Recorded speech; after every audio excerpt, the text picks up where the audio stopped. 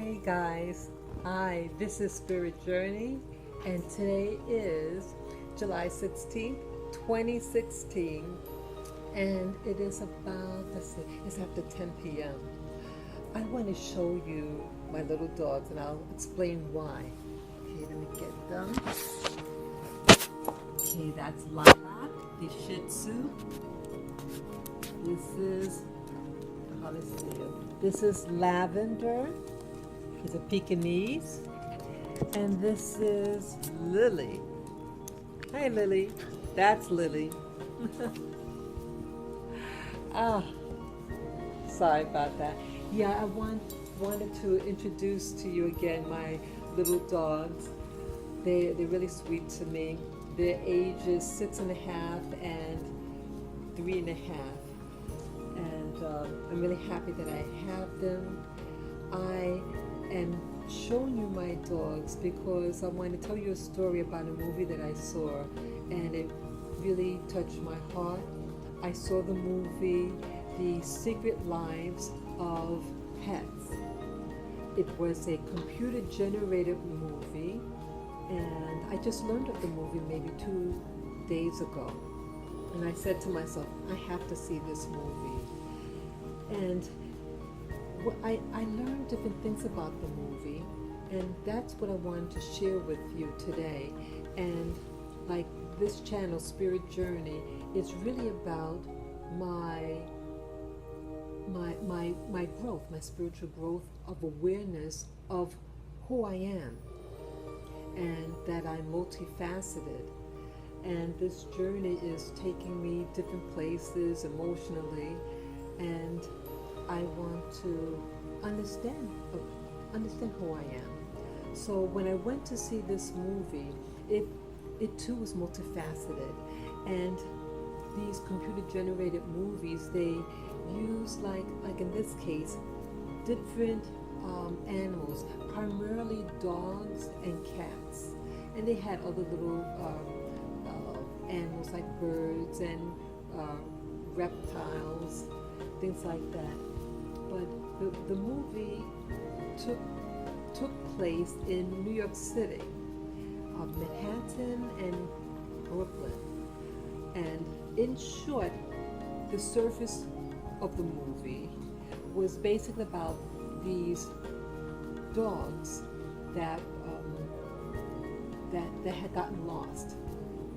And one of the 2 dogs actually was adopted into this household that already had a dog, and the 2 dogs were jealous of each other, and then they get lost, and the drama that happens between these dogs, and then they met up with groups of other animals who were a part of a gang, and the leader of that gang was a little white bunny rabbit with blue eyes.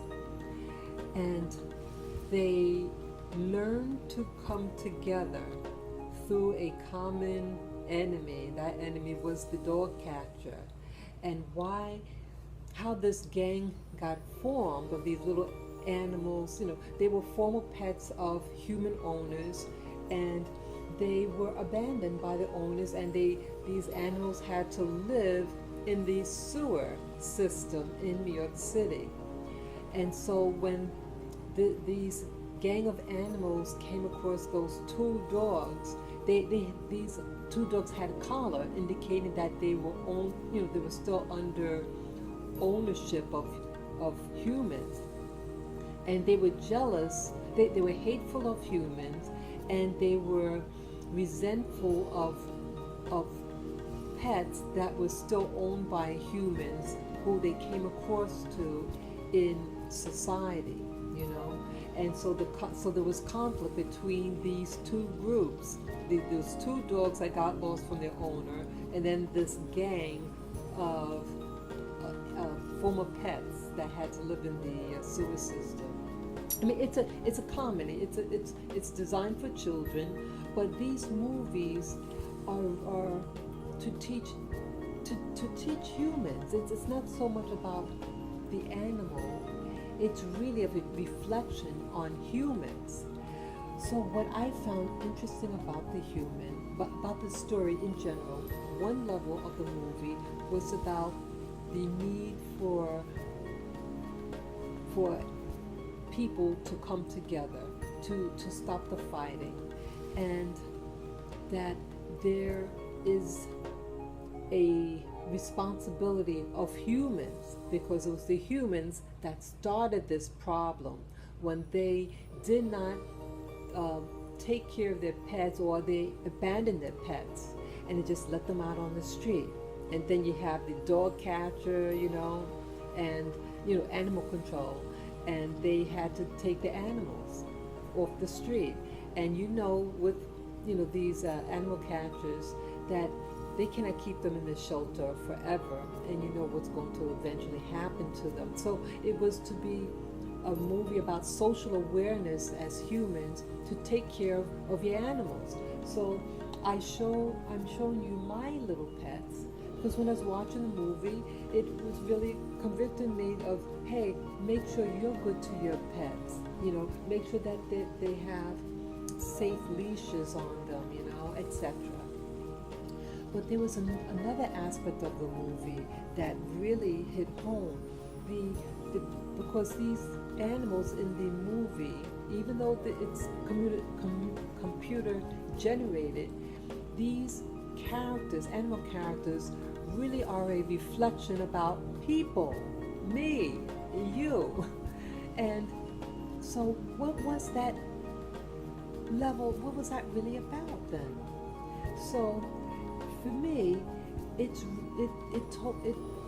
how I interpret it, or one way of interpreting it, the other level, is that the gang leaders were, because see, even though the bunny rabbit was white, the voice of the characters, that particular character was actually an African American, and that, so they wanted you to initially just see the rabbit as a white rabbit, but it wasn't just it was the other character, if you want to see it that way.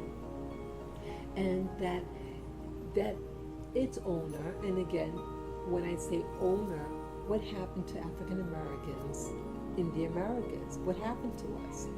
We were brought in by a group. Who were we brought here by?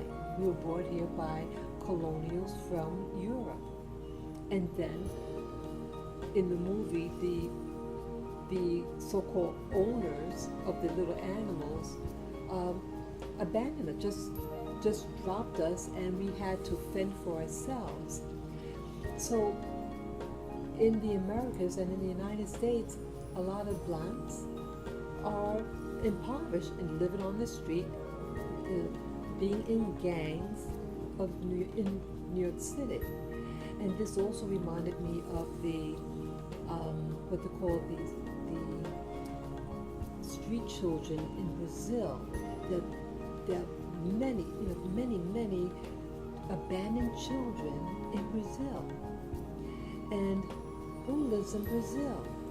Most black people were sent to the country of Brazil, even though society doesn't want to portray that country like as such. But again, most of us were sent to Brazil. Out of all the blacks, about 11 million blacks were sent to the Americas, but I think over 5 million or 8 million were actually sent directly to Brazil. The next lump sum of Africans to the Americans was sent to the Caribbean. The least portion was actually sent to the United States. Isn't that ironic? But either way, so you have a people that were taken in by a group that was dominant over them, and then they're abandoned, and they're relying on a system that they didn't create, and somehow they have to manage. But in the end of the movie, it seemed to be an understanding that, okay, you're here in this world living in this hemisphere, and we need each other. We have a relationship, and it's what was set up, and that let's somehow work it together. And there was another aspect of the movie. One of the main animals was a little brown dog, and that was the dog that was initially